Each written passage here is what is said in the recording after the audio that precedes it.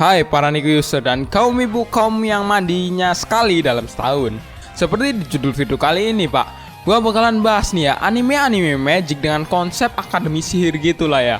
Karena menurut gua banyak banget tuh anime-anime yang konsepnya itu seperti ini. Cuma kok gua belum bahas aja gitu, jadi kan ada yang kurang.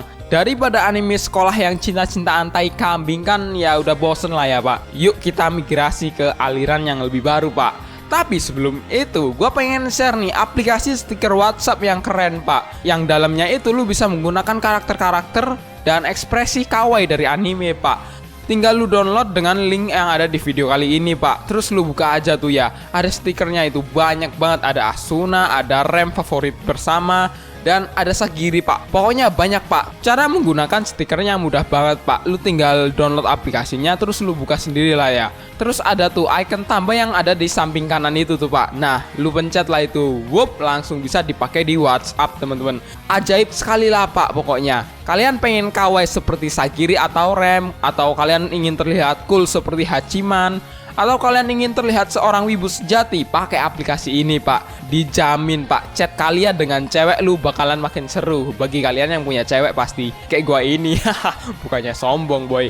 Balik lagi ke topik guys. Nah apa saja sih anime-anime dengan unsur akademi sihirnya? Tanpa basa-basi, yuk langsung aja kita ke list yang pertama.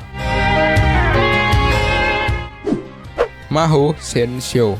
Biasanya nih pak, anime dari Madhouse itu bagus-bagus dan keren-keren. Tapi jangan harap buat ada sequelnya pak, karena ya udahlah, mau gimana lagi, bakalan ngarep terus sampai Dajjal datang loh. Menceritakan tentang sihir modern, di mana karakter Nanashi Takeshi merupakan seseorang siswa SMA biasa pak, yang memiliki masa lalu yang lumayan kelam. Nah karena suatu hal pak, dia ini memalsukan hubungannya dengan teman masa kecilnya, yaitu Isoshima Kurumi. Nah kenapa tuh dipalsukan, padahal dia itu cakep. Kalau nggak kutu air ya pasti dia gay pak.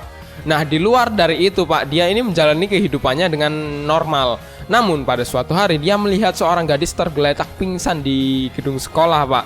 Nah di mana gadis itu berbeda sekolah dengan si Takeshi ini. Nah padahal pak aslinya gadis tersebut itu adalah seorang penyihir. Pertemuan itu pun mengubah takdir Takashi pak. Taimado Gakuen Sanjuku Shiken Soutai. Haduh, buat kalian yang sekolahnya itu sebenarnya jenius pak, tetapi pura-pura menyembunyikan kejeniusan kalian dengan orang-orang yang remehin elu. Kayaknya anime ini gambaran yang tepat buat kalian pak. Demi mengumpulkan uang, Kusanagi Takeru belajar di Taimado Gakuen untuk mengawasi para penyihir pak. Namun ketika semua murid lain menggunakan senjata api pak, Takeru malah masih tuh bertarung dengan mengandalkan ilmu pedang pak, dan malah jadi bahan cemoohan. Terlebih lagi dengan peleton 35 yang dia pimpin, belum pernah tuh sama sekali menyelesaikan satu pun misi. Emang dasarnya nggak guna nih peleton. Hingga tiba-tiba peleton ini mendapatkan anggota baru pak, yaitu Otori Aoka, seorang pengawas muda yang berbakat, yang sedang dihukum dan diperintahkan kembali ke akademi. Nah Takeru ini welcome banget pak dengan dia. Ya apalagi dia ini cewek kan, cakep lagi. Si Aoka kayak berak pak, menganggap mereka ini kayak rintangan dalam misi pribadinya itulah ya, untuk menghabisi semua penyihir. Pokoknya ya Aoka ini agak sombong gitu lah ya. Ntar dia bakalan dapat pelajaran lah ya.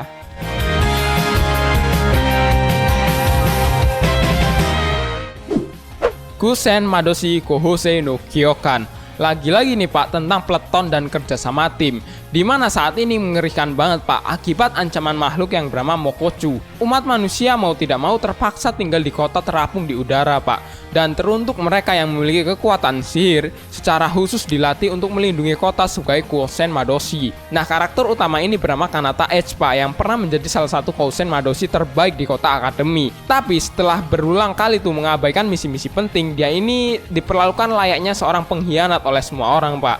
Ya walaupun gitu, cewek mantan rekannya di peleton sebelumnya itu tahu tentang kemampuan Edge yang sesungguhnya. Sehingga ketika dicarikan instruktur bagi peleton terburuk dalam sejarah, dia ini mengusulkan Edge untuk menjadi pemimpinnya. Dan ternyata usulannya itu sangat tepat pak. Sebab ketika orang lain sudah tidak lagi mengharapkan apa-apa dari mereka, hanya Edge doang pak yang terus percaya bahwa tim anggotanya ini nanti menyimpan potensi untuk menjadi tim yang sangat kuat. Jadi itulah yang membuat peleton yang tadinya buruk banget pak jadi lebih baik lah ya. Trinity Seven. Kalau Trinity Seven, Pak, ngiri banget lah gua sama anime ini. Sekolahnya itu muridnya rata-rata cewek, Pak, apalagi banyak loli bropai gitu kan.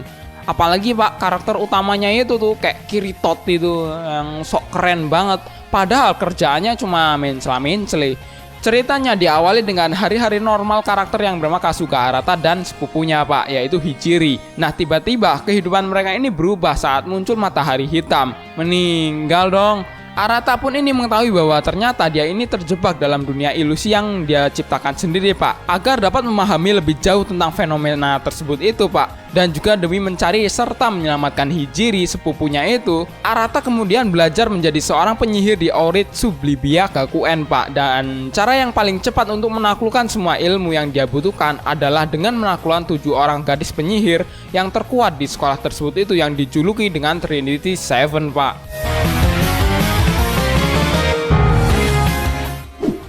Juo Mujin no Fafnir. Kenapa gitu? Harus ada lolipai atau loli beropai di mana-mana gitu kan, jadi enak. Pada suatu hari, makhluk-makhluk raksasa misterius yang disebut dengan dragon tiba-tiba muncul dan membuat kekacauan di seluruh dunia, Pak. Dan pada saat yang sama nih ya, beberapa gadis juga mendadak mendapatkan kekuatan serupa dragon. Nah lu, ya mungkin kagak guna nih cowok-cowoknya. Gadis-gadis itu dinamakan dengan tipe dragon atau D. Dan mereka semua kemudian dikumpulkan di sekolah khusus Midgar, Pak.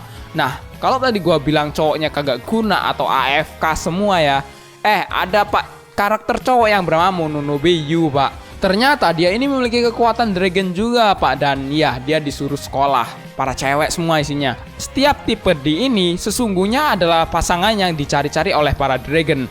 Jadinya bisa dibilang pasangannya Yu ini adalah naga G Pak. Makanya Midgar dan para muridnya ini harus bertempur sekuat tenaga demi mencegah keduanya ini bertemu. Atau si gadis D akan langsung tuh berubah menjadi dragon Pak. Nah, lu mau nggak nikah sama dragon? Qualidia Code. Masih tentang sekolah yang tujuannya untuk melindungi dunia Pak. Ceritanya terjadi di dunia di mana manusia terus berperang tuh melawan sebut aja bangsa Pigo Pak, musuh dari umat manusia. Anak-anak yang ada di dunia ini dievakuasi ke fasilitas yang bernama Cold Sleep Pak. Selama invasi oleh bangsa Pigo beberapa dekade yang lalu, anak-anak ini bangun dari tidur dan mengetahui bahwa tubuh mereka ini mengembangkan beberapa kekuatan supranatural. Nah, kekuatannya ini hebat-hebat Pak. Ada yang bisa mengendalikan gravitasi, jadi lu bisa terbangin rok cewek itu seenak jidat lu. Ada juga nih yang bisa membekukan musuhnya. Jadi kalau lu lagi makan Indomie kepanasan gitu, tinggal lu dinginin aja tuh pakai kekuatan lu biar beku Pak. Jadi nggak bisa dimakan kan enak. Ada juga nih kekuatan yang bisa membuat pedang energi sebesar gedung Pak. Nah, kalau ini kekuatannya nggak guna Pak. Apa coba kegunaannya? Dalam rangka untuk melindungi negara dari bangsa Pigo yang menjadi-jadi, anak laki-laki dan perempuan ini disuruh untuk bertempur di pertahanan kota-kota Tokyo Pak. Pokoknya anak-anak berkekuatan ini disuruh perang gitulah ya Pak.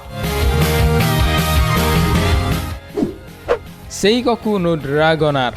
Kalau punya peliharaan kucing, buaya, burung perkutut, itu udah biasa bagi kita Pak. Lah kalau peliharaannya naga gimana Pak? Gimana cara servisnya coba? Di sini kagak ada. Nah, disinilah Pak kita belajar menunggangi dan memelihara para naga. Soal yang sangat mudah bagi para siswa akademi di mana emang naga itu udah kayak kucing bagi mereka Pak. Kecuali bagi siswa kelas 1 yang bernama As Black Pak, yang disebut oleh teman-temannya sebagai siswa yang paling bermasalah. Dimana emang dia ini sering banget tuh jadi bahan tertawaan karena selain tanda bintang besar yang digadang-gadang sebagai master naga di masa depan, dia ini tak punya hal lain lagi nih untuk ditunjukkan. Nah, pada suatu hari naga as ini terbangun dari tidurnya Pak. Namun dia ini muncul dalam bentuk yang berbeda Pak dibandingkan naga-naga lainnya.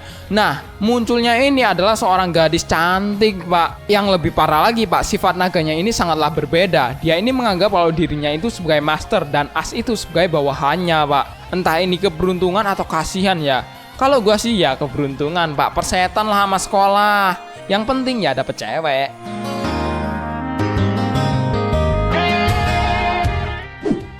Mesindol Wakizu Tsukanai.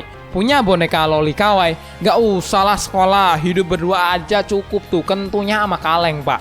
Demi membalas kematian keluarganya, Akabane Raishin ini datang ke Inggris dengan membawa Yaya, sebuah otomaton berwujud gadis yang mampu bergerak dan berpikir layaknya manusia Pak. Mereka ini mendaftar di Walpurgis Pak, yaitu ilmu untuk menggabungkan mekanika dan sihir pak. Dengan harapan bisa ikut serta dalam ajang pertarungan antara 100 murid peringkat teratas, namun setelah melalui tes, Raisin ternyata berada dalam peringkat kedua terbawah dari sekitar 12.000 orang murid pak. Maka dari itu pak, dia ini harus mencari cara lain untuk mendapatkan undangan berpartisipasi ajang tersebut. Meskipun ya berarti harus merebutnya dari murid lain. Gak guna nih, karakter emang jahat banget ya.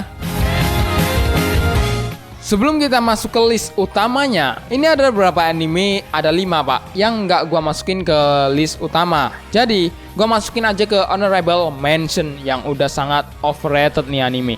Rakudai Kishi no Cavalry, kalian pasti udah tahu semua. Magicun Renaissance, Hidan no Aria, Zero no Tsukaima, Musaigen no Phantom World,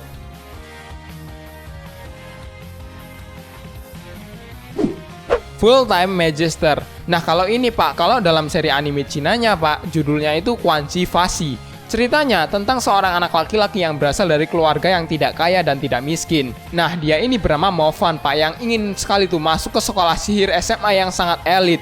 Nah, perjuangannya untuk masuk ke sekolah elit tersebut itu, Pak, keluarga Mofan ini sampai harus mengorbankan rumahnya. Nah, kasihan kan, Pak, keluarganya ini harus menggelandang. Gila nih anak emang ya.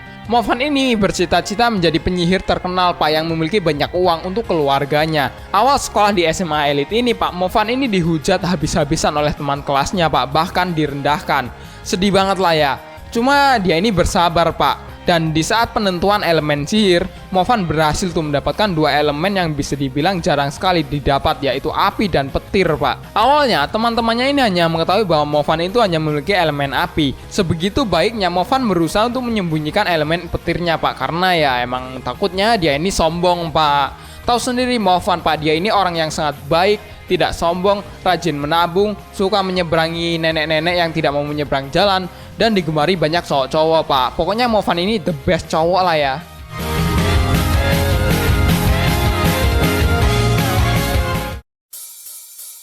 Nah itulah anime-anime magic dengan konsep akademi sihir, Pak.